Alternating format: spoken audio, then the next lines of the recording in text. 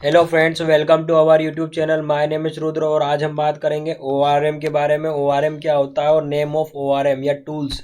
मगर इसको समझने से पहले हमें कुछ बेसिक टर्मिनोलॉजी को समझना पड़ेगा, जिससे कि हम हमारे ओआरएम के कॉन्सेप्ट को और अच्छे तरीके से समझ सकें। उसको समझने के लिए हमें क्या करना पड़ेगा, ये समझना पड़ेगा कि डेटा को हम किसी भी प्रोग्रामिंग लैंग्वेज की मदद से किस किस तरीके से स्टोर कर सकते हैं। तो हम क्या करेंगे, बेसिक स्पेसिफिक टेक्नोलॉजी या फिर लैंग्वेज का यूज़ करके इसको हम समझेंगे। तो वो स्पेसिफिक लैंग्वेज क्या होगी, जावा होगी। हम जावा की हेल्प से समझेंगे कि किस तरीके से हम डेटा को स्टोर कर सकते हैं। मेथड्स को समझेंगे, कौन कौन सी मेथड्स है। तो सबसे पहली मेथड है, हम प्रोग्रामिंग लैंग्वेज की मदद से। प्रोग्रामिंग लैंग्वेज क्या करती है, हमें फैसिलिटी प्रोवाइड करती है डेटा को होल्ड करने की या स्टोर करने की। तो हम उसको समझेंगे कि किस तरीके से हम किसी प्रोग्रामिंग लैंग्वेज में डेटा को स्टोर कैसे कर सकते हैं। when we create a java class and store some data of employee, but the data is stored inside the jvm memory and the memory is allocated to the data when a jvm will start, and once a jvm will start and the memory is allocated for a data which is assigned to inside the variable, but the data is not permanently stored. When the program is terminated, then the memory is released from a jvm memory which is allocated to the variable। अब definition तो समझ ली। अब हम समझते हैं इसको कि क्या हो रहा है। जैसे कि हर प्रोग्रामिंग लैंग्वेज क्या करती है, फैसिलिटी प्रोवाइड करती है डेटा को स्टोर करवाने के लिए या होल्ड करने के लिए। वैसे ही जावा क्या करता है, हमें फैसिलिटी या फंक्शनलिटी प्रोवाइड करता है डेटा को स्टोर या होल्ड करवाने के लिए। वो फंक्शनलिटी क्या है, वेरिएबल्स। वेरिएबल्स की मदद से हम क्या कर सकते हैं, डेटा को स्टोर कर सकते हैं। अब क्या होता है कि जब भी हम जावा में प्रोग्राम बनाते हैं, तो प्रोग्राम बनाने के लिए हमें क्या करना पड़ता है, क्लास क्रिएट करना पड़ता है। वो क्लास कैसी होती है, जावा की क्लास होती है। उसके अंदर हम क्या करते हैं, इन वेरिएबल्स को डिक्लेयर करते हैं, है ना। तो ये यही बोल रहा है कि जब भी हम क्या करते हैं, जावा की क्लास को क्रिएट करते हैं और उसमें क्या करते हैं, स्टोर करते हैं हम डेटा को। अब हमको क्या करना है, उस क्लास में एम्प्लॉय नाम के एम्प्लॉय से रिलेटेड डेटा को स्टोर करना है। तो हम जो वेरिएबल बनाएंगे उस क्लास के अंदर, वो कैसा बनाएंगे, एम्प्लॉय रिलेटेड वेरिएबल्स बनाएंगे। सपोज एम्प्लॉय का आईडी को स्टोर करना है, तो क्या करेंगे, एक वेरिएबल बनाएंगे जिसका नाम होगा एम्प्लॉय आईडी। एम्प्लॉय के नाम को स्टोर करना है तो क्या बनाएंगे, एम्प्लॉय नेम नाम का वेरिएबल बनाएंगे। एम्प्लॉय के एड्रेस को स्टोर करना है तो एम्प्लॉय एड्रेस नाम का वेरिएबल बनाएंगे। तो किस टाइप से हम वेरिएबल बनाएंगे समझ गए। उसके बाद में ये जो डेटा स्टोर होगा किसके अंदर होगा, वेरिएबल के अंदर होगा। अब ये पूरा प्रोग्राम बन गया। उसके बाद क्या करेंगे, जैसे ही हमारी क्लास कंप्लीट हो जाएगी, सारा काम कंप्लीट हो जाएगा, उसको हम क्या करेंगे, रन करेंगे। रन करने के बाद में क्या होगा, एक जेवीएम नाम का एक फंक्शनलिटी है, वो क्या होगी, स्टार्ट होगी, जो जावा ही प्रोवाइड करता है। जावा वर्चुअल मशीन ये होती है, ये जावा प्रोग्राम को रन करने की, मेमोरी एलोकेट करने का काम करता है। उसमें प्रेजेंट वेरिएबल्स को कौन करता है, जेवीएम करता है ना। जेवीएम मतलब जावा वर्चुअल मशीन। ये जावा के इन्वायरमेंट प्रोवाइड करती है जावा के प्रोग्राम को रन करने के लिए, है ना। तो जेवीएम समझ में आ गया क्या होता है, एक वर्चुअल मशीन है। इसके अंदर क्या होता है, अलग अलग टाइप के पार्टीशन होते हैं। उसमें से हमारा क्या काम है, मेमोरी एरिया को देखने का। जावा हमें एक मेमोरी एरिया प्रोवाइड करता है, जिसकी मदद से क्या होता है कि हम उस वेरिएबल से डेटा को स्टोर कर लेता है। उसमें जब भी उसको एग्जीक्यूशन के टाइम उन डेटा वेरिएबल की ज़रूरत पड़ती है, तो उस मेमोरी एरिया में से वो ले लेता है। सपोज हमने क्या करा, एम्प्लॉय रिलेटेड वेरिएबल बना दिया, उसमें हमने डेटा को असाइन कर दिया। इंटरनली क्या होगा, जेवीएम स्टार्ट होगा जैसे हम प्रोग्राम को रन करेंगे, और वो जो वेरिएबल में हमने डेटा को स्टोर कर रखा है, उसके लिए क्या करेगा, उस मेमोरी में, खुद की मेमोरी में, जेवीएम के अंदर जो मेमोरी रहती है, उसमें क्या करेगा, उन वेरिएबल्स के लिए अलग से मेमोरी एलोकेट करेगा। और उस एलोकेटेड मेमोरी के अंदर उस वेरिएबल के क्रोस्पोंडिंग डेटा को क्या करेगा, स्टोर कर लेगा, है ना। और वो जो डेटा रहेगा वो स्टोर होगा, मगर वो क्या होगा, परमानेंटली स्टोर नहीं होगा। जैसे ही प्रोग्राम खत्म होगा, तो वो जो वेरिएबल को मेमोरी एलोकेट की गई है, वो क्या हो जाएगी, डिस्ट्रॉय हो जाएगी और वापस से जेवीएम एम्प्टी हो जाएगा। एग्जाम्पल से समझते हैं। ये हमारा क्या है, जावा की क्लास है। उसके अंदर हमने क्या करा है, वेरिएबल को डिक्लेयर कर दिया है। आईडी, नेम और एड्रेस, ये किससे रिलेटेड है, एम्प्लॉय से। ये सारे वेरिएबल है। 101 रुद्र और इंडिया क्या है, ये डेटा है जो कि हमने इस वेरिएबल में असाइन करा है। ये हमारी जावा की क्लास कंप्लीट हो गई। उसके बाद में हमने क्या करा, जैसे ही जावा क्लास को रन करा, रन करने के बाद में क्या होगा, जेवीएम स्टार्ट हुआ। जेवीएम स्टार्ट होने के बाद जेवीएम ने क्या करा, जेवीएम के अंदर मेमोरी में, जेवीएम की मेमोरी के अंदर उसने क्या करा, इन वेरिएबल्स को मेमोरी एलोकेट की गई। आईडी को मेमोरी एलोकेट की गई। उस मेमोरी के अंदर क्या करा, इस डेटा को इसने क्या कर दिया, असाइन कर दिया, होल्ड कर दिया, है ना। जैसे नेम के लिए करा, उसके बाद में एड्रेस के लिए करा। अब ये क्या हो गया, तीनों चीज़ें इस मेमोरी एरिया में आ गई, किसके, जेवीएम के। अब इसको कौन होल्ड कर रहा है, जेवीएम का मेमोरी एरिया होल्ड कर रहा है। अब जब भी यदि इस वेरिएबल्स की हमें नीड पड़ेगी, तो ये कहाँ से एक्सेस करेंगे, उस जेवीएम की मेमोरी एरिया से एक्सेस करके ले आएंगे। कब तक? जब तक कि प्रोग्राम अलाइव है, यानी कि रन कर रहा है। जैसे ही प्रोग्राम टर्मिनेट हुआ तो ये जो मेमोरी अलोकेट हुई है हर वेरिएबल को, वो क्या हो जाएगी? डिस्ट्रॉय हो जाएगी और जेवीएम फिर से एम्प्टी हो जाएगा। और जैसे ही हमने इस प्रोग्राम को क्या करा, टर्मिनेट कर दिया, उसके बाद भी हम क्या करना है, इनको एक्सेस करना चाहते हैं तो क्या होगा? एरर आ जाएगी, हम एक्सेस नहीं कर पाएंगे। पर ये तो एक बहुत बड़ी प्रॉब्लम है, क्योंकि हमें ऐसा डेटा नहीं चाहिए या ऐसा डेटा को स्टोर नहीं करना है कि हम क्या करें, उसको बाद में एक्सेस ना कर पाए। हमें डेटा को परमानेंटली स्टोर करना है कि बाद में जब भी नीड पड़ने पर हम उसको एक्सेस कर पाएँ। क्योंकि ऐसा तो नहीं है कि एम्प्लॉय का जो डेटा है उसको हमें एक ही बार ज़रूरत पड़ेगी, हमें उसकी बार बार ज़रूरत पड़ेगी। और जब भी ज़रूरत पड़ेगी तो हम क्या करें, उसको ऐसी जगह रखें कि उसको आसानी से सभी जने एक्सेस कर पाए, ना कि वही स्पेसिफिक प्रोग्राम जिसमें हमने वेरिएबल को डिक्लेयर कर रखा है। तो समझ आ गया कि पहली मेथड क्या है और कैसे हम क्या कर रहे हैं, डेटा को स्टोर करवा रहे हैं। इसको प्रोग्राम से भी हम समझते हैं। जैसे यहाँ पे हम देखते हैं कि ये जावा का प्रोग्राम है ना। जावा में प्रोग्राम को बनाने के लिए मेन क्लास, हमको क्लास बनाना पड़ती है।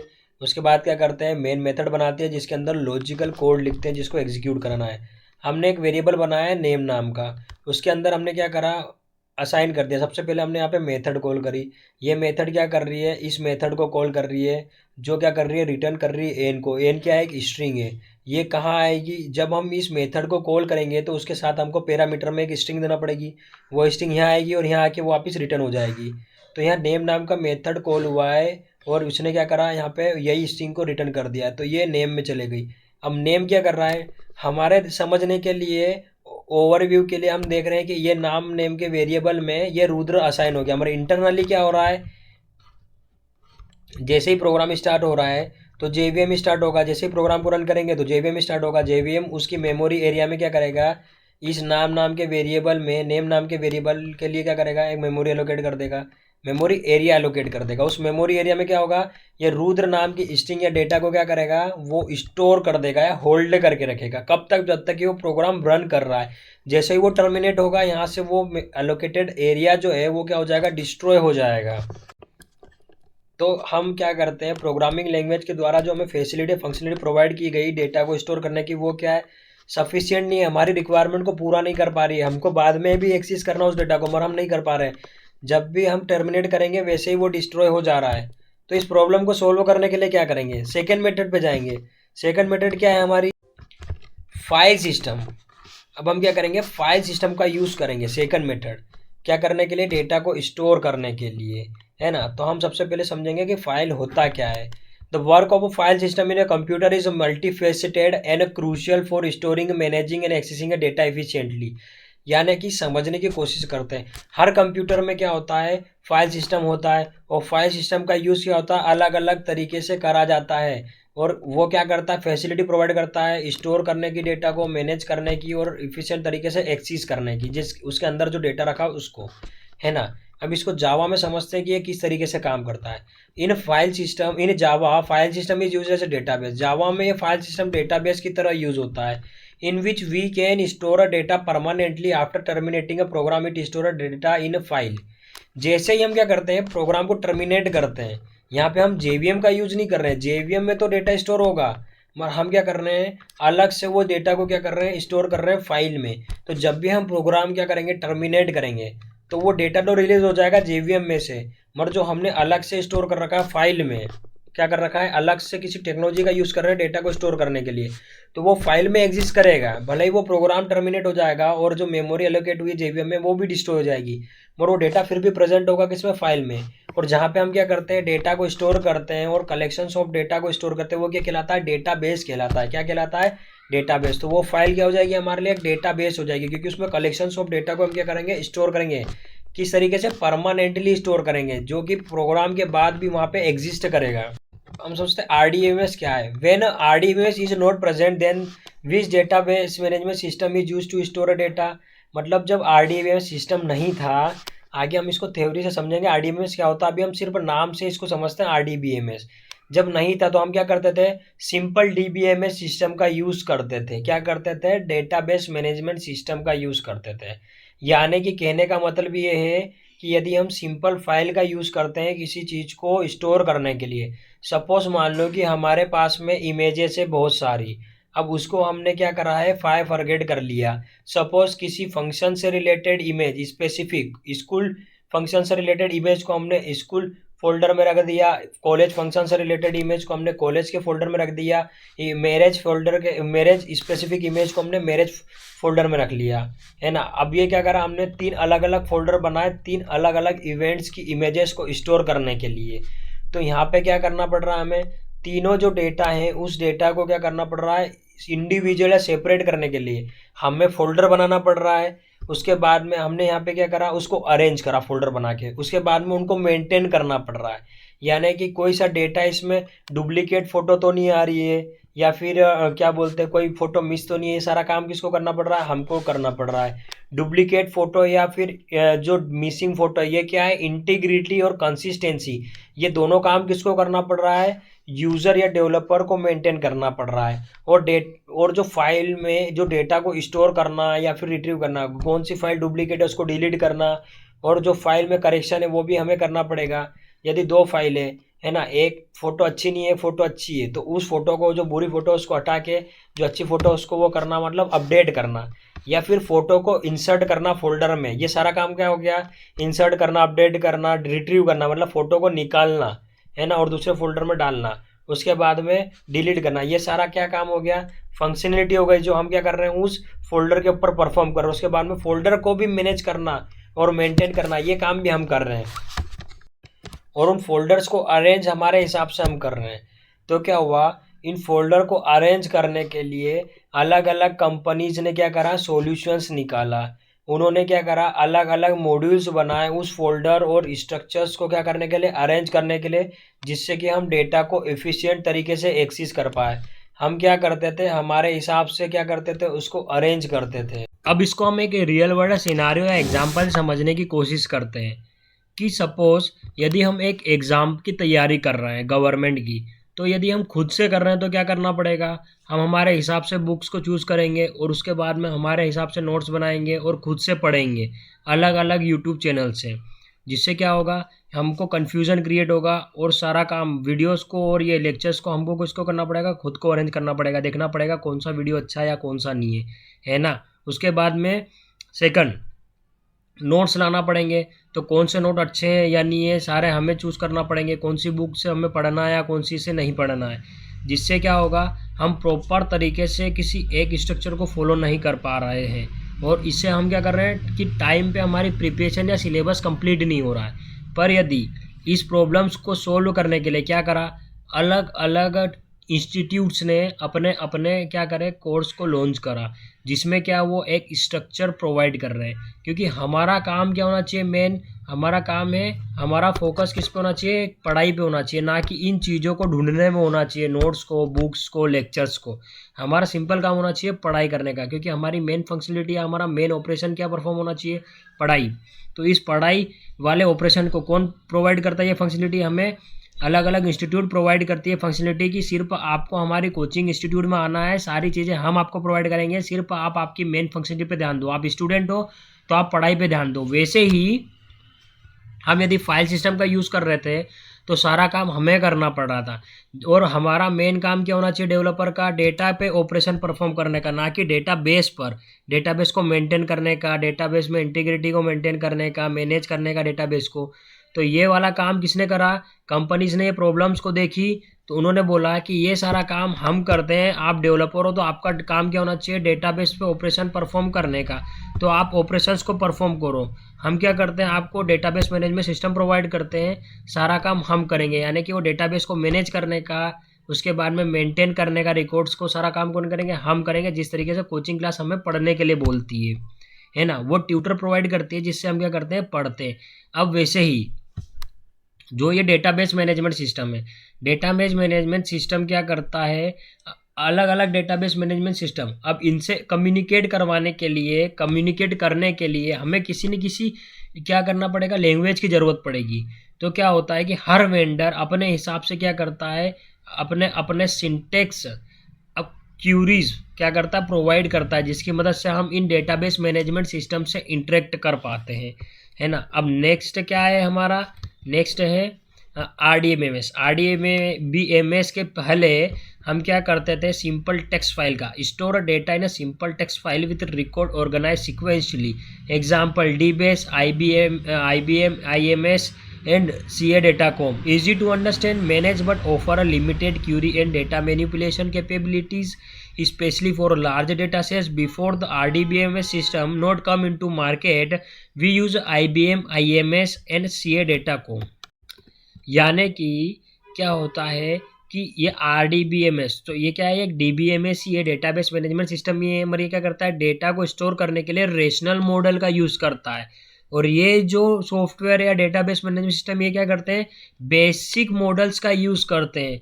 ये कौन सा है, एक एडवांस मॉडल है, और ये क्या है, बेसिक मॉडल का यूज़ करते हैं वो। और इंटरनली किसको अरेंज करते हैं, फोल्डर्स को अरेंज करते हैं उन मॉड्यूल्स की मदद से, जैसे हायरार्की मॉडल हो गया, नेटवर्क मॉडल हो गया, जिसकी मदद से क्या कर सके, हम इन फोल्डर्स में रखी फाइल्स को आसानी से एक्सेस कर सके। क्या कर सके, एक्सेस कर सके।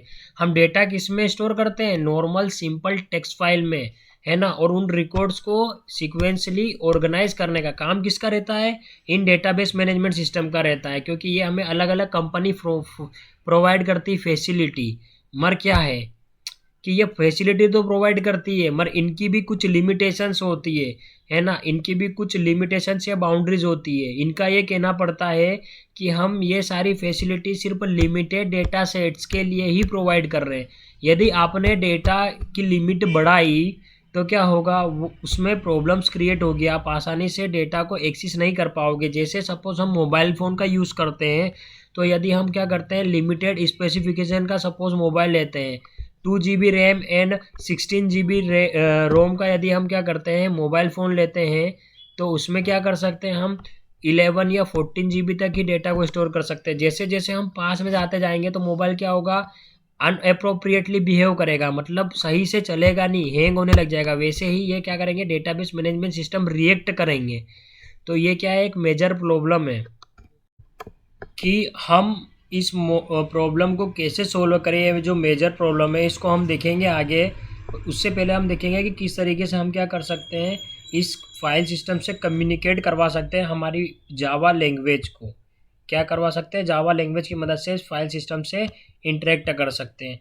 ये जो फाइल है ये क्या है, एक अलग एंटिटी है। मतलब क्या कर रहे हैं, हम किसी न किसी एक थर्ड पार्टी या किसी एक चीज़ का यूज़ कर रहे हो उस डेटा को स्टोर करने के लिए, जो कहाँ है, हमारी जावा लैंग्वेज या प्रोग्रामिंग लैंग्वेज से बनाए प्रोग्राम के अंदर जो वेरिएबल डिफाइन करें, उसको हम क्या कर रहे हैं, एक अलग से एक अलग प्लेस पर हमको स्टोर करना या रखना है ना। तो उस चीज़ का हम यूज़ कर रहे हैं। ये अलग चीज़ है और ये क्या अलग है, ये क्या है, एक प्रोग्रामिंग लैंग्वेज की मदद से बनाया हुआ प्रोग्राम है, और ये क्या है, एक फाइल है।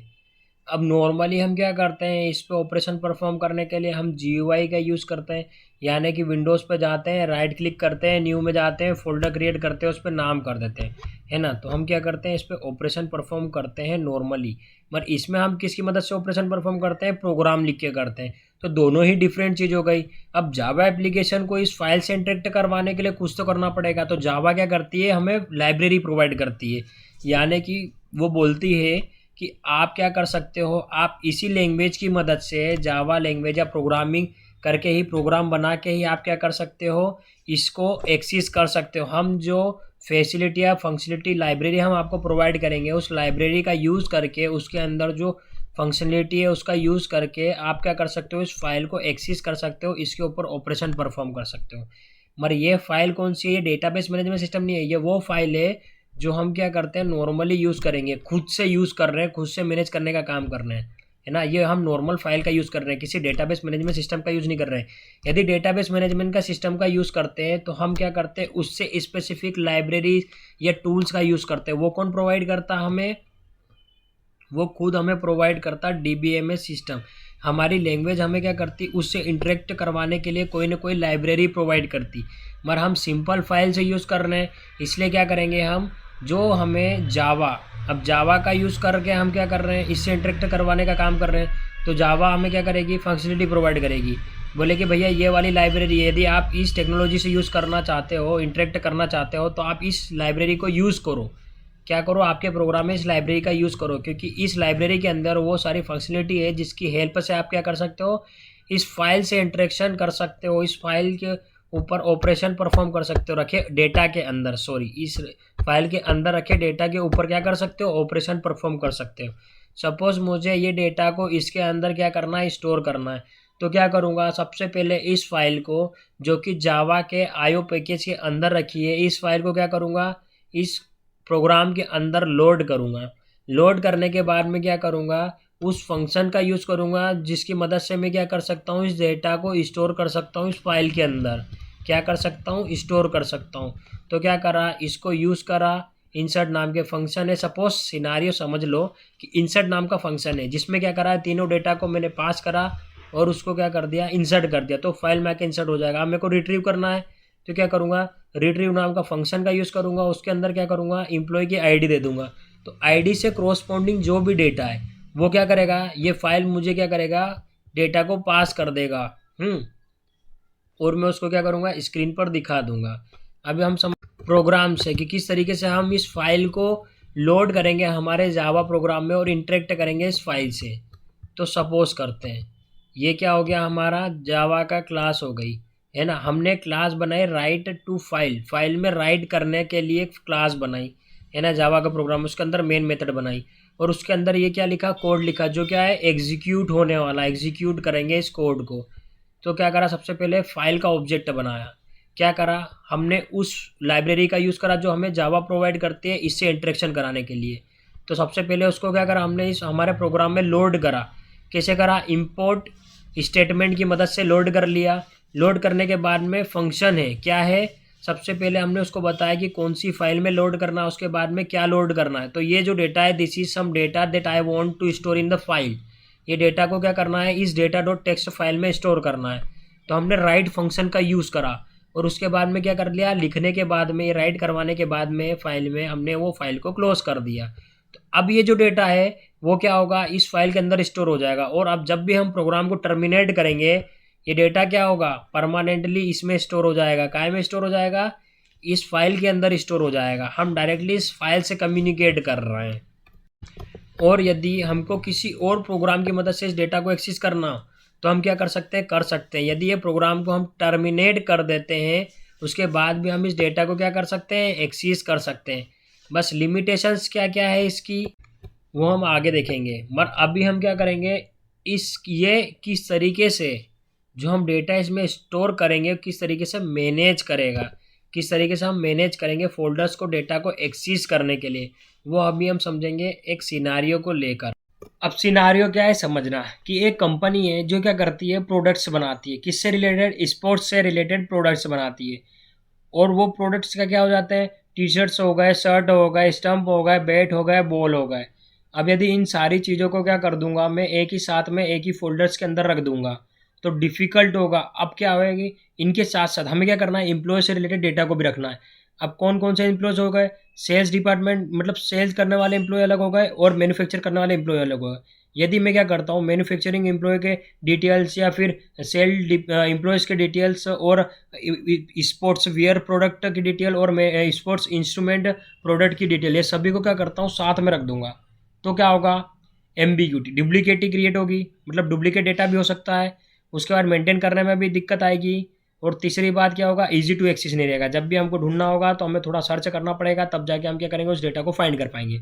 सपोज जैसे हमने क्या करा था, इमेज का एग्जांपल लिया था कि अलग अलग फंक्शन से रिलेटेड अलग अलग फोल्डर बना, उसमें हमने इमेज रखी। तो जिससे क्या होगा कि थोड़ा आसान हो जाएगा स्पेसिफिक इमेज को फाउंड करना फंक्शन से रिलेटेड।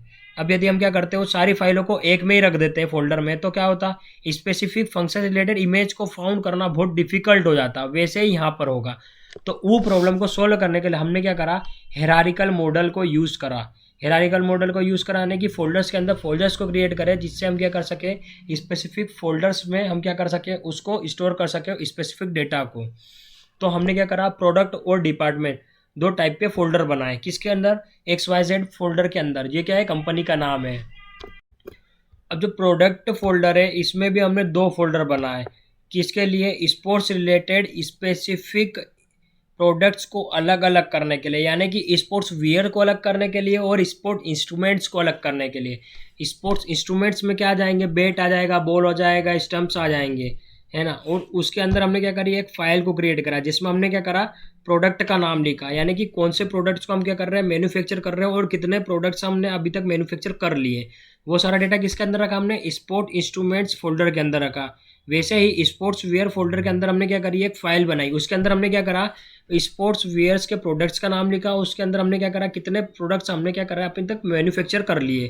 वैसे ही डिपार्टमेंट के अंदर दो टाइप के डिपार्टमेंट है, एक तो मैन्युफैक्चर करने वाले एम्प्लॉयज़ अलग है और एक सेल करने वाले एम्प्लॉयज़ अलग है। ये जो स्पोर्ट्स रिलेटेड इंस्ट्रूमेंट्स या वियर्स है, इनको सेल करने का डिपार्टमेंट अलग और मैन्युफैक्चर करने का डिपार्टमेंट अलग। तो अलग अलग एम्प्लॉय को बायफर्गेट करने के लिए अलग अलग हमने क्या करे, फोल्डर्स बनाए। तो इस सेल्स डिपार्टमेंट के फोल्डर के अंदर हमने क्या करी, सेल्स डिपार्टमेंट के एम्प्लॉयज़ का डिटेल रखा। इस डिटेल्स के क्रॉसपोंडिंग हर एम्प्लॉय की डिटेल, जैसे एम्प्लॉय 1 है, इसकी ID 1 है, उसका नाम, एड्रेस और मोबाइल नंबर, उसके क्रॉसपोंडिंग हमने क्या करा, एक फाइल बनाई अटेंडेंस की। वो क्या करा, हर एम्प्लॉयज़ के क्रॉसपोंडिंग उनकी अटेंडेंस किस में आएगी, इस फाइल के अंदर आएगी। और इस फाइल में जिसकी जितनी अटेंडेंस रहेगी उसके हिसाब से उसकी सैलरी, इंक्रीमेंट और बोनस के हिसाब से एक अलग से उसके क्रॉसपोंडिंग क्या करी हमने, फाइल बनाई, जो क्या करेगी, सैलरी, बोनस और इंक्रीमेंट का स्टोर करके रखेगी डेटा को। वैसे ही मैन्युफैक्चरिंग डिपार्टमेंट के अंदर हमने क्या करी, एक फाइल क्रिएट करी, जो क्या कर रही है, मैन्युफैक्चरिंग डिपार्टमेंट के एम्प्लॉयज़ की डिटेल को स्टोर कर रही है। उस मैन्युफैक्चरिंग एम्प्लॉय की डिटेल के क्रॉसपोंडिंग हमने क्या करी, एक फाइल बनाई, जो क्या कर रही है, उनकी अटेंडेंस को स्टोर कर रही है। हर इंडिविजुअल एम्प्लॉय की, अलग एम्प्लॉय की, हर एक एम्प्लॉय की क्या कर रही है, उनकी अटेंडेंस को क्या कर रही है, स्टोर कर रही है। और उस फाइल के क्रॉसपोंडिंग हमने एक फाइल बनाई, जो क्या करती है, सैलरी और बोनस और इंक्रीमेंट को स्टोर करती है, किसके, मैन्युफैक्चरिंग डिपार्टमेंट्स के एम्प्लॉय के। तो समझ आएगी किस तरीके से हम जो फाइल को, डेटा को स्टोर करने के लिए हम क्या करते हैं, किसी न किसी मॉडल का यूज़ करते हैं, जिससे क्या कर सके, इफिशिएंटली तरीके से डेटा को स्टोर क्या कर सके, एक्सेस कर सके और स्टोर कर सके। तो इसी टाइप से अलग अलग जो वेंडर्स या कंपनियां रहती है, अपने अपने सॉफ्टवेयर्स में अलग अलग मॉडल्स का यूज़ करती है डेटा की एक्सेसिबिलिटी को बढ़ाने के लिए, मेंटेनेबिलिटी को बढ़ाने के लिए, है ना। पर अब हमने ये तो देख लिया है कि किस तरीके से ये मॉडल्स काम करते हैं और कैसे हम डेटा को स्टोर करते हैं, है ना। अब हमको देखना है कि डिफ़िकल्टी क्या आती है यदि हम फाइल सिस्टम का यूज़ करते हैं डेटा को स्टोर करने के लिए, है ना। तो सबसे पहले डेटाबेस की तरफ जब हम फाइल सिस्टम का यूज़ करते हैं तो क्या क्या परेशानियाँ आती है। It is difficult to manage a directory and files. Directory यानी कि फोल्डर और फाइल को मैनेज करना डिफ़िकल्ट हो जाता है ना। Whenever we want to store data inside a file we need to write a code from scratch. यदि हमें क्या करना पड़ता है, डेटा को स्टोर करना पड़ता है फाइल में, तो स्क्रैच से बार बार हमें क्या करना पड़ता है, कोड लिखना पड़ता है। सिर्फ उसको डेटा को इंसर्ट करने के लिए हमें मैक्सिमम लाइन ऑफ कोड को सिर्फ लिखना पड़ता है उसका इंटरेक्शन करवाने के लिए, और उसके ऊपर मैनिपुलेशन या फिर वैलिडेशन लगाने के लिए हमें कोड अलग से लिखना पड़ता है, जिससे क्या होता है, कोड बहुत लेंदी हो जाता है और जिससे हमारी फाइल हेवी हो जाती है। If we use a file system, then it's developer responsibility to maintain and consistency and integrity of data। यदि हम फाइल सिस्टम का यूज़ करते हैं खुद से, तो क्या होता है, रिस्पॉन्सिबिलिटी हमारी रहती है उसको मेंटेन करने की और उसकी डेटा की इंटीग्रिटी और कंसिस्टेंसी को मेंटेन करने की। यदि DBMS सिस्टम का यूज़ करते हैं हम, जो कंपनी प्रोवाइड करती है, तो उसकी मदद से हम क्या कर सकते हैं, डेटा को आसानी से स्टोर कर सकते हैं और स्पेसिफिकली डेटा के ऊपर मैनिपुलेशन परफॉर्म कर सकते हैं। मगर उसके ड्रॉबैक्स क्या है कि लिमिटेड डेटा सेट्स के लिए ही उन चीज़ों का यूज़ कर सकते हैं। जैसे जैसे डेटा सेट्स बढ़ेगा, डेटा लार्ज हो जाएगा, तो क्या होगा, डिफ़िकल्टी होगी हमें उन डेटाबेस मैनेजमेंट सिस्टम का यूज़ करने में, क्योंकि क्या होगा, वो अप्रोप्रिएटली वो क्या कर सकेंगे, ऑपरेशंस को परफॉर्म नहीं कर सकेंगे उनके ऊपर। तो इस प्रॉब्लम को सोल्व करने के लिए हम क्या करेंगे, RDBMS, rational database management system का यूज़ करेंगे। ये थर्ड मेथड है। The term RDBMS system typically refer to a software used for managing and accessing a data organized in a rational model। यानी कि RDBMS सिस्टम क्या होता है, ये RDBMS जो टर्म है, इसका यूज़ हम ऐसे सॉफ्टवेयर्स के लिए करते हैं जो क्या करता है, मैनेज करता है, ऑर्गेनाइज करता है डेटा को रेशनल मॉडल के फॉर्म में। किस फॉर्म में, रेशनल मॉडल के फॉर्म में, है ना। आप समझते हैं रेशनल मॉडल क्या होता है। Relational model play a fundamental role in organising and managing a data efficiently. It's a way of structuring a data that emphasize a relational between a different piece of information, making it flexible and powerful for a complex query and analysis। यानी जो ये rational model होता है, ये क्या करता है, एक फंडामेंटल रोल प्ले करता है। क्या करता है, फंडामेंटल रोल प्ले करता है, किसमें, डेटा को ऑर्गेनाइज करने में और मैनेज करने में इफ़िशिएंट तरीके से, यानी कि जल्दी से। ये क्या करता है कि स्ट्रक्चर प्रोवाइड करता है डेटा को, रिलेशन डेटा के बीच में, डेटा जो इन्फॉर्मेशन है उनके बीच में क्या करने के लिए, रिलेशनशिप स्टेबलाइज करने के लिए क्या करता है कि स्ट्रक्चर प्रोवाइड करता है, जिसकी मदद से हम क्या कर सकते हैं, कॉम्प्लेक्स क्यूरी की मदद से एनालाइज कर सकते हैं। ये डेटाबेस जो रहता है इसमें हम क्या कर सकते हैं, कॉम्प्लेक्स क्यूरी को क्या कर सकते हैं, परफॉर्म कर सकते हैं। उसकी मदद से हम क्या कर सकते हैं, पैटर्न्स को एनालाइज कर सकते हैं डेटा के। ये क्या है, पावरफुल और फ्लेक्सिबल डेटाबेस मैनेजमेंट सिस्टम होता है। कौन सा, RDBMS सिस्टम, है ना। अब नेक्स्ट है the relational model store data in a table. ये जो रेशनल मॉडल होता है ये क्या करता है, टेबल्स के फॉर्म में डेटा को स्टोर करता है, which are like spreadsheet with rows and column. जैसे कि एक्सेल में जो हम शीट्स का यूज़ करते हैं जिसमें क्या होता है, डेटा को हम कॉलम्स में या रोज में क्या करते हैं, स्टोर करते हैं, वैसे ही जो रेशनल मॉडल होता है ये टेबल्स में स्टोर करता है डेटा को in the form of rose and column. जो रो रहती है वो क्या रिप्रेजेंट करती है, रिकॉर्ड्स को रिप्रेजेंट करती है, और हर जो कॉलम रहता है वो एट्रीब्यूट्स को रिप्रेजेंट करता है, जैसे कि नेम, एड्रेस और एज। जो टेबल रहती है, the table are interconnected through a relationship defined by primary key, uniquely identify foreign key reference to a primary key in other table. This allow a connection between a related data across the different tables.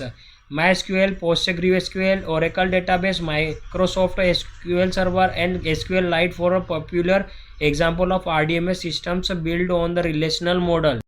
ये जो table होती है ये क्या होती है, interconnected होती है किसी न किसी रिलेशनशिप के द्वारा, जो क्या होती है, प्राइमरी की के द्वारा डिफाइन करी जाती है रिलेशनशिप, या फिर फॉरेन की के द्वारा डिफाइन करी जाती है।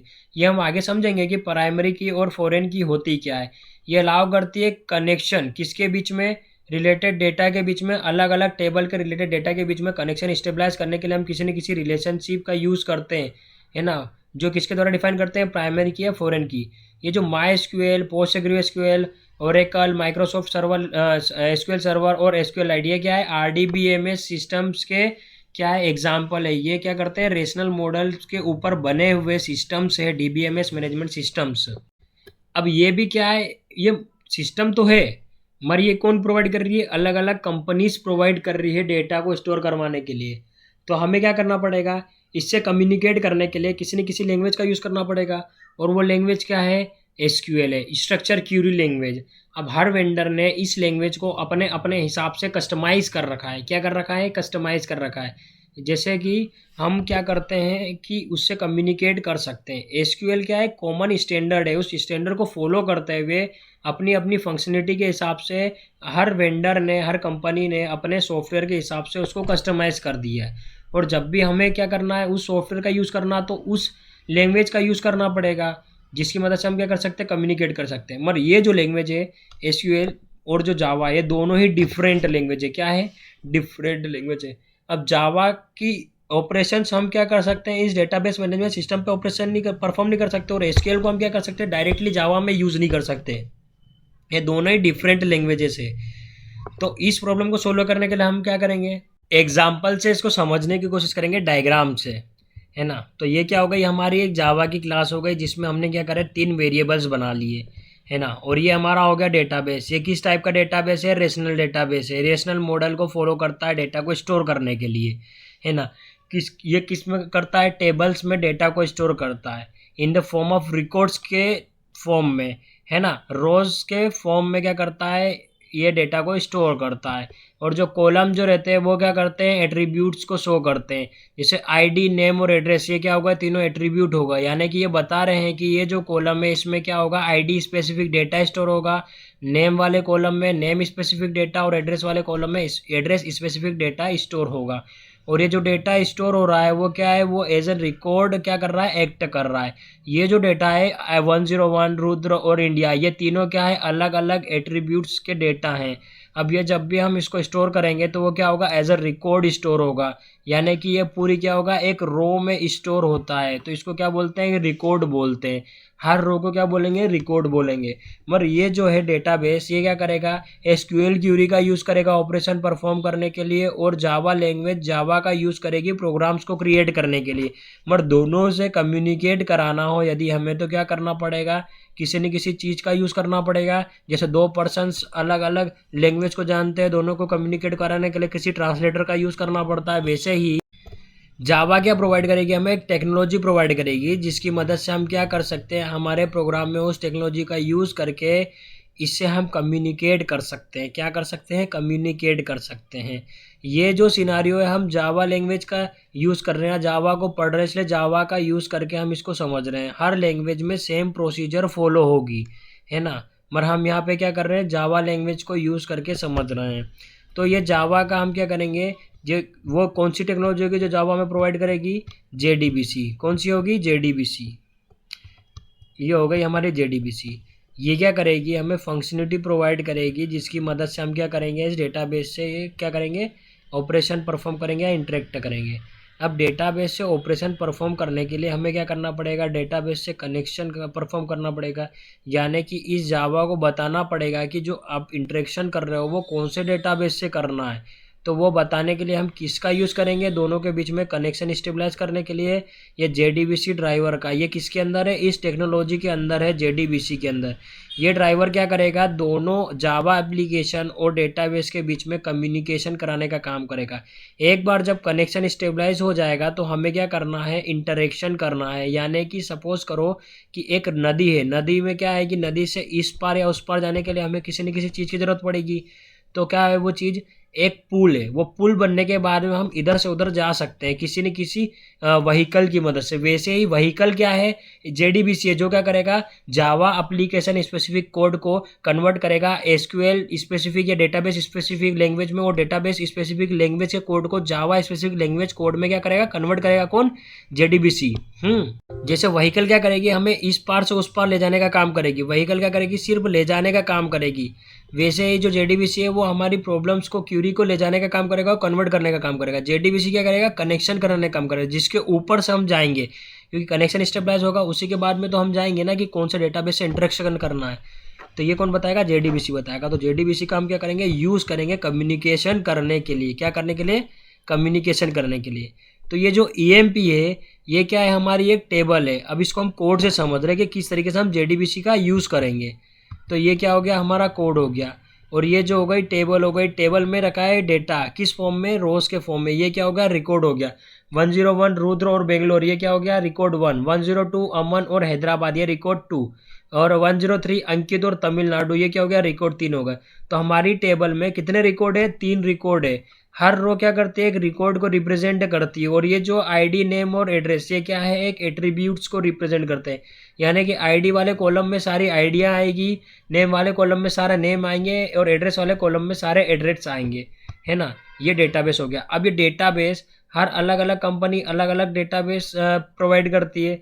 तो ये जो डेटाबेस है इसका नाम क्या है, माई एसक्यूएल डेटाबेस। कौन सा SQL database, my SQL database. ये क्या करता है, रेशनल मॉडल का यूज़ करता है डेटाबेस को स्टोर करने के लिए, डेटा को स्टोर करने के लिए, मैनेज करने के लिए, डेटाबेस को मैनेज करने के लिए, है ना।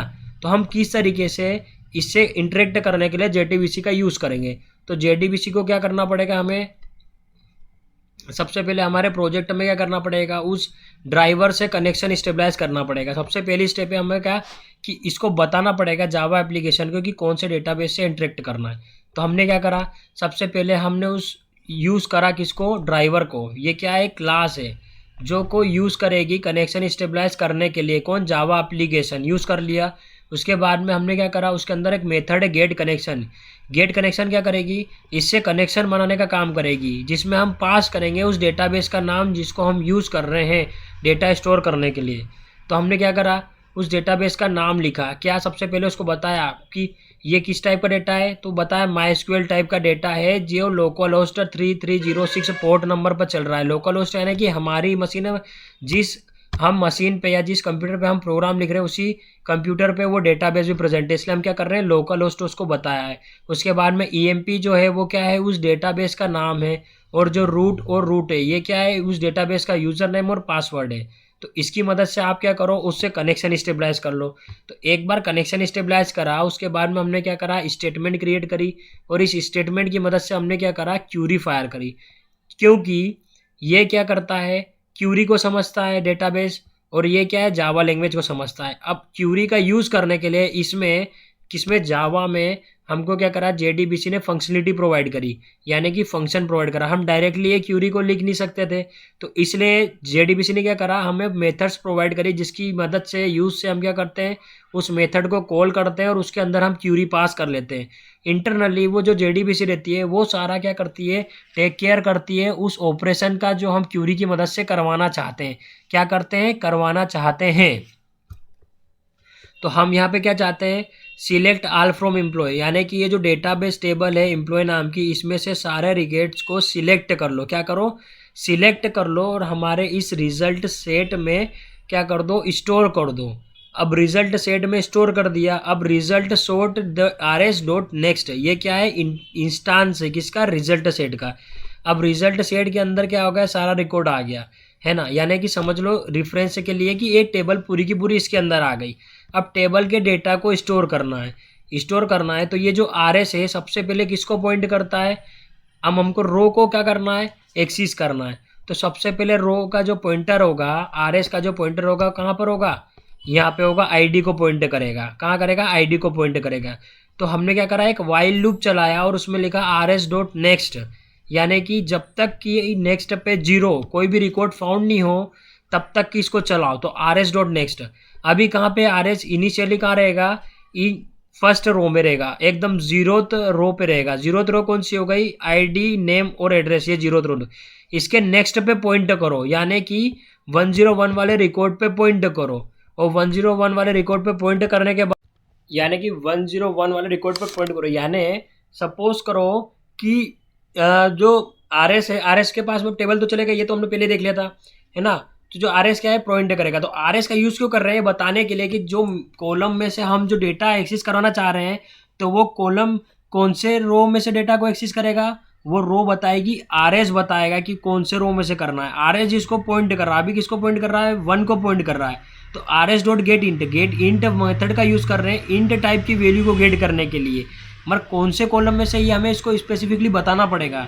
कॉलम का नाम हम इसमें पास करेंगे तो उस कॉलम में से ये क्या करेगा, इंट टाइप की वैल्यू को ला के दे देगा।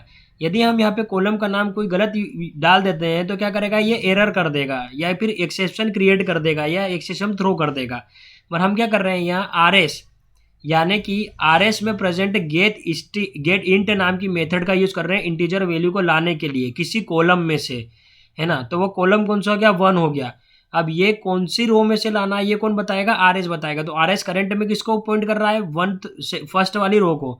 तो फर्स्ट वाली रो में से, फर्स्ट वाले कॉलम में से, फर्स्ट वाली रो के फर्स्ट वाले कॉलम में से इंटीजर वैल्यू को गेट करना है। वो इंटीजर वैल्यू क्या है, 101। वैसे ही RS डॉट गेट स्ट्रिंग, यानी कि RS जिस रो को पॉइंट कर रहा है उसमें से हमें क्या करना है, उसमें से किसी एक कॉलम में से हमें स्ट्रिंग वैल्यू को लाना है। तो वो कॉलम कौन सा होगा, सेकंड कॉलम होगा। तो ये कौन सा हो गया, RS का फर्स्ट रो का सेकंड कॉलम, यानी कि ये नाम वाला कॉलम। ये नेम वाले कॉलम में से हमें रुद्र को क्या करना है, एक्सेस करना है, गेट करना है। वैसे ही RS डॉट गेट स्ट्रिंग, यानी कि हमें क्या करना है, RS यानी कि जो रिजल्ट सेट है अभी किस पॉइंट रो को पॉइंट कर रहा है, फर्स्ट को, उसमें से हमें किसी एक कॉलम में से स्ट्रिंग वैल्यू को गेट करना है। तो वो कॉलम कौन सा है, थर्ड, यानी कि एड्रेस में से बेंगलोर को गेट करना है।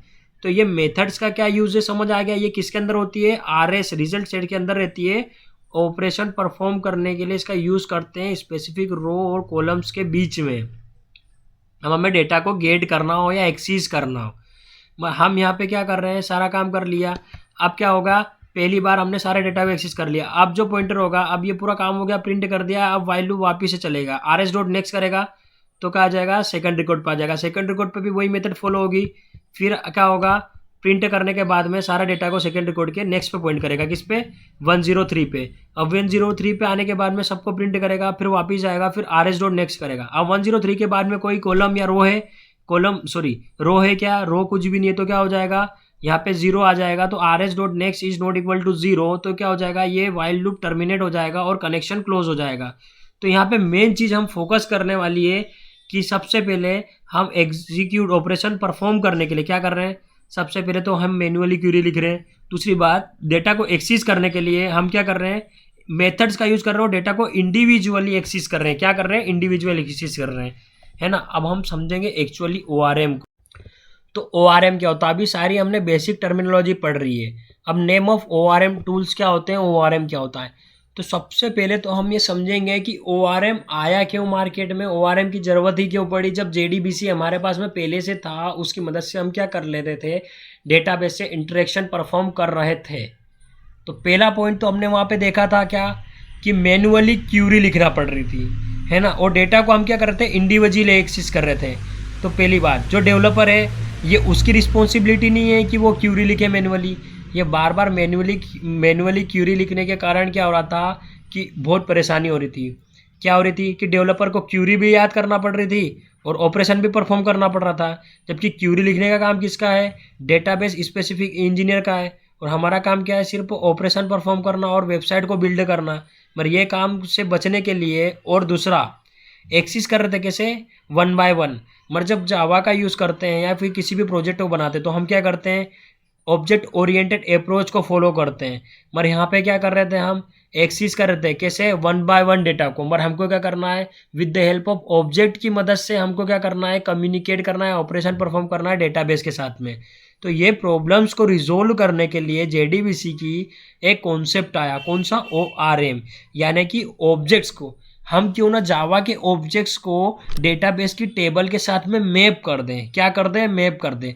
तो उसके लिए क्या करा, अलग अलग रिसर्चर्स ने अलग अलग थ्योरियाँ या फिर फंक्शंस बनाए, अलग अलग ऑपरेशंस को, स्पेसिफिक ऑपरेशंस को या टास्क को परफॉर्म करने के लिए। उसका नाम क्या रख दिया, ORM, यानी कि ऑब्जेक्ट रेशनल मैपिंग। इसको हम थ्योरी से समझते हैं। सबसे पहले ये होता क्या है, in software development ORM stand for object relational mapping is a technique that bridge the gap between the object oriented world of programming and a relational world of database. Essentially it acts as a translator allowing you to work with the database using the same structures and concept you use for your program object.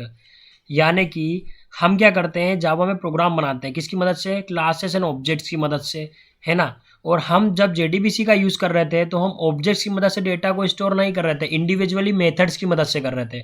और दूसरी problem क्या थी, हम manually क्या कर रहे थे, Curie लिख के ऑपरेशन परफॉर्म कर रहे थे। ये दोनों ही प्रॉब्लम को सोल्व करने के लिए, रिजोल्व करने के लिए, यानी कि हम यदि किसी सॉफ्टवेयर को क्या कर रहे हैं, डेवलप कर रहे हैं ऑब्जेक्ट ओरिएंटेड अप्रोच से, और जब डेटाबेस इंटरेक्ट कर रहे हैं तो वो अप्रोच का फॉलो नहीं कर रहे हैं। तो यही प्रॉब्लम को सोल्व करने के लिए क्या हुआ, एक ORM नाम का कॉन्सेप्ट आया। इसकी मदद से क्या करा, सबसे पहले तो इन्होंने सोचा कि जो डेवलपर है, डेवलपर का काम क्या होना चाहिए, वेबसाइट डेवलप करने का, ना कि डेटाबेस से इंटरेक्ट करने का with the help of query. क्या, with the help of query. और जो डेटाबेस हम बना रहे हैं, वेबसाइट बना रहे हैं, वो किसकी मदद से बना रहे हैं, ऑब्जेक्ट ओरिएंटेड कॉन्सेप्ट की मदद से। तो हम क्यों ना सारा काम OOPS के कॉन्सेप्ट की मदद से, यानी कि ऑब्जेक्ट ओरिएंटेड प्रोग्रामिंग की मदद से हम करें, ना कि बिना OOPS के कॉन्सेप्ट के, यानी कि इंडिविजुअली एक्सेस करके। तो इन प्रॉब्लम्स को यूज़ करके, इन प्रॉब्लम को सोल्व करने के लिए ORM नाम का कॉन्सेप्ट आया। अब इस कॉन्सेप्ट को अप्लाई करके अलग अलग कंपनियों ने अपने अपने टूल बना दिए। तो वो टूल का नाम क्या होगा, ORM टूल हो गया। उनके नाम अलग अलग हो गए। अब नेम ऑफ ORM टूल कौन कौन से होगा, हाइबरनेट, टॉपलिंक और माईबेटिस। ORM टूल यानी कि जो ये अलग अलग कंपनियों ने अपने अपने टूल बना दिए, मगर ये काम क्या करते हैं, ऑब्जेक्ट की रेशनल यानी कि डेटाबेस से मैपिंग करने का काम करते हैं। इसलिए इनको बोलते हैं ORM टूल। क्या बोलते हैं, ORM टूल बोलते हैं। इसको एग्जाम्पल से समझते हैं। सपोज करो कि ये स्टूडेंट नाम का ऑब्जेक्ट है ना, और ये क्या है, हमारा डेटाबेस है। इसके अंदर एक टेबल है जिसका नाम क्या है, स्टूडेंट। अब इस स्टूडेंट नाम की टेबल से स्टूडेंट नाम के ऑब्जेक्ट को, क्लास को क्या करना है, हमें मैप करवाना है, और इसके डेटा को इस टेबल से, एट्रीब्यूट से मैप करवाना है। तो क्या करेंगे, किसी न किसी मैपिंग का यूज़ करना पड़ेगा, मैपिंग टेक्निक का यूज़ करना पड़ेगा या टूल का यूज़ करना पड़ेगा। तो वो मैपिंग टूल क्या हो जाएगा, हाइबरनेट हो जाएगा। ये ऑब्जेक्ट है और ये रेशनल है। ये स्टूडेंट ऑब्जेक्ट है और ये क्या है, एक रेशनल डेटाबेस है। तो ऑब्जेक्ट की रेशनल से मैपिंग क्या हो जाएगी, ऑब्जेक्ट रेशनल मैपिंग। ये कॉन्सेप्ट है, इसका यूज़ करके अलग अलग टेक्नोलॉजी क्या कर रहे, अपने आप को इम्प्लीमेंट करा। अब ये टेक्नोलॉजी का यूज़ करके हम क्या कर सकते हैं, ऑब्जेक्ट की रेशनल से मैपिंग को परफॉर्म कर सकते हैं। तो हाइबरनेट का हम मोस्टली यूज़ करते हैं। किसका? हाइबरनेट। ये एक टूल है जिसकी मदद से हम क्या कर सकते हैं, जावा ऑब्जेक्ट्स को डेटाबेस, रेशनल डेटाबेस टेबल से क्या कर सकते हैं, मैप कर सकते हैं। तो जो भी हम वर्क परफॉर्म करेंगे किसी स्पेसिफिक क्लास में, यानी कि स्टूडेंट क्लास में, तो वो ऑटोमेटिक रिफ्लेक्ट कायम हो जाएगा, टेबल में रिफ्लेक्ट हो जाएगा। हमें डायरेक्ट इंटरेक्ट करने की ज़रूरत नहीं है टेबल से। हम जेडीबीसी की मदद से क्या करते हैं, टेबल से इंटरेक्ट कर रहे थे, डायरेक्ट क्यूरी फायर कर रहे थे, डायरेक्ट इंटरेक्ट कर रहे थे डेटाबेस से। अब यहाँ पे हम क्या कर रहे हैं, क्लास से इंटरेक्ट करेंगे जावा की। और ये जो मैपिंग टूल है वो क्या करेगा, इंटरनली डेटाबेस से इंटरेक्ट करेगा। जो जो हम चेंजेस करेंगे क्लास में वो इफेक्ट होगा टेबल्स में। ORM टूल समझ आया क्या है?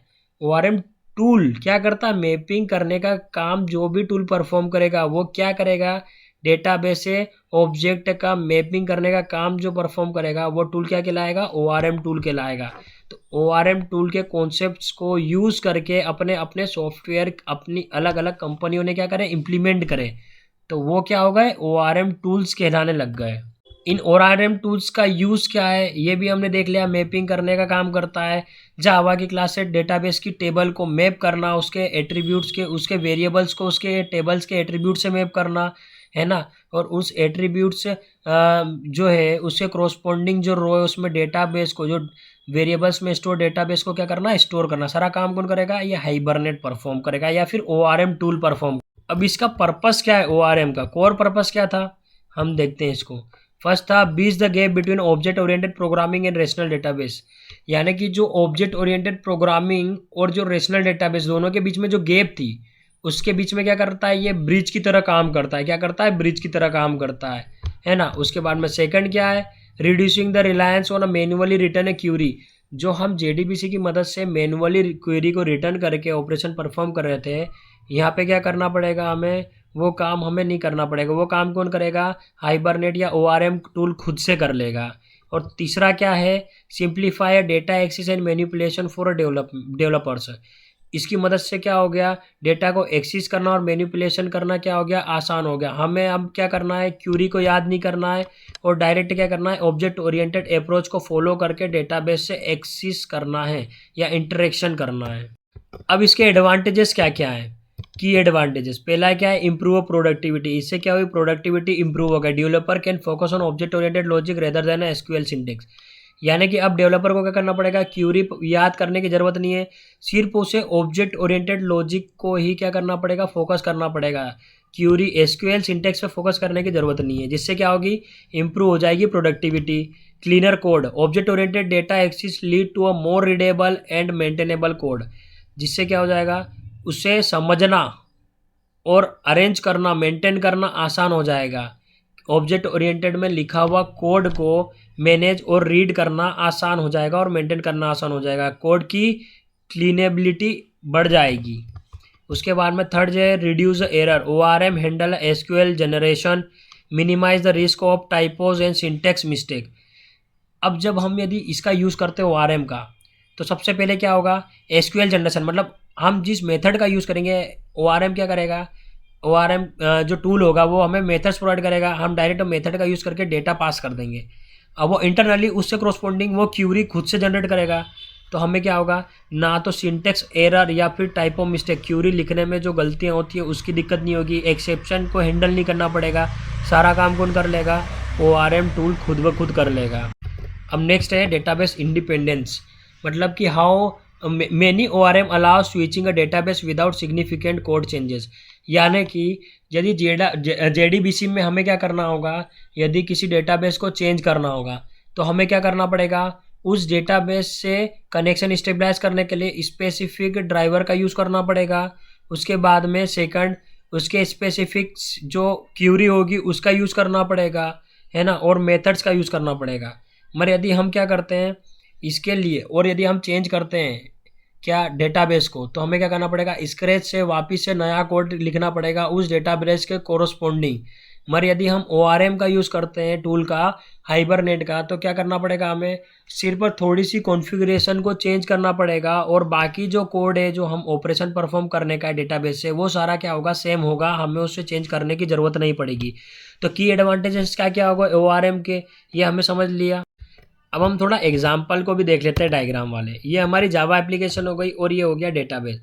अब जावा एप्लीकेशन से डेटाबेस को इंटरेक्ट कराना है कि ऑब्जेक्ट को, जावा एप्लीकेशन में क्लास प्रेजेंट है, उससे ऑब्जेक्ट को डेटाबेस की क्लास से मैप कराने का काम कौन करता है? ORM टूल करते हैं।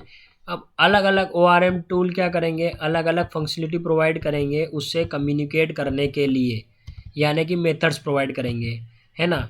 तो ये क्या हो गया? हाइबरनेट अलग मेथड्स प्रोवाइड कर रहा है, टॉप लिंक अलग मेथड प्रोवाइड करता है और माई बेट्स अलग मेथड प्रोवाइड कर रहा है डेटाबेस से इंटरेक्शन परफॉर्म करने के लिए with the help of object oriented approach. यानी कि जो हाइबरनेट है वो सेव करने के लिए Hibernate save, Hibernate update, Hibernate delete और हाइबरनेट गेट, ये CRUD operation create, update, delete और गेट, है ना, ये करने के लिए अलग अलग मेथड प्रोवाइड कर रहा है हाइबरनेट की। टॉप लिंक के हिसाब से कर रहा है, माई बेटिस के हिसाब से मेथड्स प्रोवाइड कर रहा है। अब हमको क्या करना है? अब ये मेथड क्या कर रही है? ये हर एप्लीकेशन या टूल्स क्या कर रहे हैं? अपने हिसाब से ORM कॉन्सेप्ट को इम्प्लीमेंट कर दिया और अपने हिसाब से कस्टमाइज कर दिया, है ना। इस मेथड के अंदर जो लॉजिक लिखा है वो तो सेम है, मगर ये जो मेथड्स के नाम है और उन फंक्शनलिटी को यूज़ करने का तरीका सब में क्या है? अलग अलग है। तीनों ORM टूल्स में अलग अलग है। तो जब भी हमें क्या करना है, यदि हमारी रिक्वायरमेंट हुई कि हमें ORM या हाइबरनेट जो है, हाइबरनेट टूल का यूज़ नहीं करना है क्योंकि ये क्या हो गया? पेड हो गया। पहले क्या था? ये ओपन सोर्स और फ्री था, मगर अब क्या हो गया? ये पेड हो गया। तो हमको क्या करना है? इसको चेंज करना है टॉप लिंक में। तो हमें क्या करना पड़ेगा? पहले हमने हाइबरनेट रिलेटेड फंक्शनलिटी को पढ़ा, अब हमें टॉप लिंक रिलेटेड फंक्शनलिटी को पढ़ना पड़ेगा और फिर इससे स्विच करके हमें माई बेटिस पे आना है, तो हमें इससे स्पेसिफिक फंक्शनलिटी को यूज़ करना पड़ेगा। समझ आ गया तीनों में डिफरेंस क्या है? ये यूज़ तो कर रहे हैं ORM कॉन्सेप्ट्स को, मगर अपने अपने हिसाब से इन्होंने तीनों ने क्या कर रखा है? इम्प्लीमेंट कर रखा है। और जब भी हमको इन तीनों में से किसी को यूज़ करना होगा तो हमको उसके क्रॉसपॉन्डिंग, यानी कि उसके अंदर जो फंक्शनलिटी स्टोर है उसको सीखना पड़ेगा पहले। इससे क्या होगा? टाइम कंज्यूम होगा, मतलब टाइम कंज्यूम नहीं होगा, टाइम वेस्ट होगा ज़्यादा। अब तीनों अलग अलग है, तीनों अलग अलग फंक्शनलिटी प्रोवाइड कर रहे हैं। तो ये ORM जो इम्प्लीमेंट करा हाइबरनेट ने वो अलग है, टॉप लिंक ने करा वो अलग है, और जो माई बेटिस ने करा वो अलग है। तो किस तरीके से हम क्या करेंगे? जावा एप्लीकेशन को डेटाबेस से इंटरेक्ट कराएंगे with the help of hibernate या ORM टूल्स की मदद से। तीनों क्या ORM टूल है और हम मोस्टली किसका यूज़ करते हैं? हाइबरनेट का। आगे और देखेंगे कि किस तरीके से इसमें इम्प्रूवमेंट आते गया। अभी तो हम स्टार्टिंग सिनारियो में ORM के, तो अभी हम देख रहे हैं कि तीनों में अलग अलग क्या है? डिफरेंस है इम्प्लीमेंटेशन का। अब हम देखेंगे स्पेसिफिकली यदि हाइबरनेट का यूज़ करेंगे तो किस तरीके से हम क्या करेंगे? डेटाबेस से ऑपरेशन परफॉर्म करेंगे with the help of object oriented concept. तो ये हमारी जावा की एप्लीकेशन हो गई और ये हमारा डेटाबेस हो गया। डेटाबेस के अंदर हो गई एक टेबल।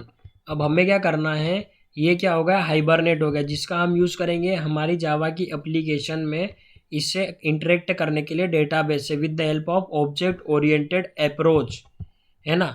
उसके लिए क्या करेंगे? हम एक क्लास बनाएंगे जो क्या होगी? पोजो क्लास होगी या एंटिटी क्लास होगी, जो क्या करेगी? डायरेक्ट क्या करेगी? डेटाबेस की टेबल को क्या करेगी? रिफ्लेक्ट करेगी, है ना।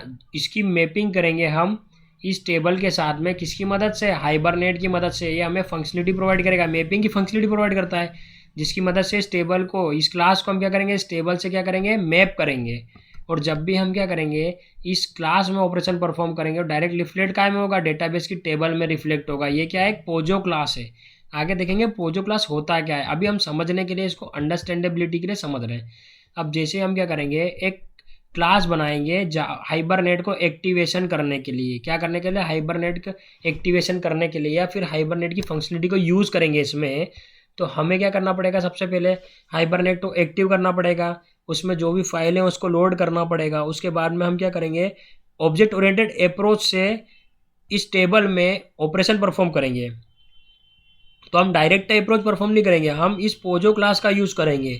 क्या करने के लिए? ऑपरेशन परफॉर्म करने के लिए। तो सबसे पहले हम इस पोजो क्लास को क्या करेंगे? इस क्लास में यूज़ करेंगे। उसके बाद में इस फंक्शनलिटी का यूज़ करके इस डेटाबेस से ऑपरेशन परफॉर्म करेंगे। क्या करेंगे? ऑपरेशन परफॉर्म करेंगे। ये दोनों ही क्लास क्या है? ये दोनों ही क्लास किसके अंदर प्रेजेंट है? जावा एप्लीकेशन के अंदर प्रेजेंट है। और ये हाइबरनेट भी कहाँ है? इस जावा एप्लीकेशन में हमने ऐड कर रखा है इस हाइबरनेट टूल को। जो हमें फंक्शनलिटी प्रोवाइड करेगा, है ना। और ये जो है पोजो क्लास, इसमें जो वेरिएबल्स है वो क्या होंगे, टेबल्स के एट्रीब्यूट से मैप हो जाएंगे। और ये मैप करने की फंक्शनलिटी कौन प्रोवाइड करेगा, हाइबरनेट प्रोवाइड करेगा मैपिंग फंक्शनलिटी। अब ये तो हमने देख लिया है कि किस हिसाब से ORM टूल क्या होता है, कितने टाइप के ORM टूल होते हैं और ORM टूल काम कैसे करते हैं। अब नेक्स्ट हम देखेंगे, उसमें हम समझेंगे कि कैसे कैसे इनमें इम्प्रूवमेंट आता गया।